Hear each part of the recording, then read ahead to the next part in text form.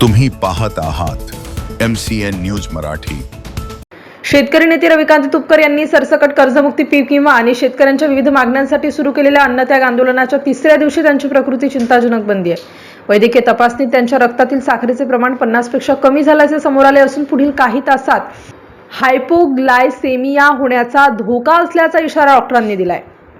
डॉक्टरांच्या माहितीनुसार रक्तातील साखरेची पातळी आणखी घसरल्यास शरीरातील विविध अवयवांच्या कार्यावर परिणाम होऊ शकतो।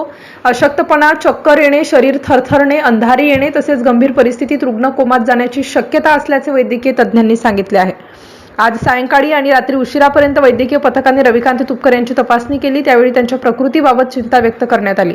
वैद्यकीय तज्ज्ञांनी आंदोलन मागे घेण्याचा सल्ला दिला असला तरी तुपकर आपल्या भूमिकेवर ठाम आहेत। शेतकऱ्यांची सरसकट कर्जमुक्ती आणि पीक विमा संदर्भात ठोस निर्णय होत नाही तोपर्यंत अन्नाचा कणही घेणार नाही।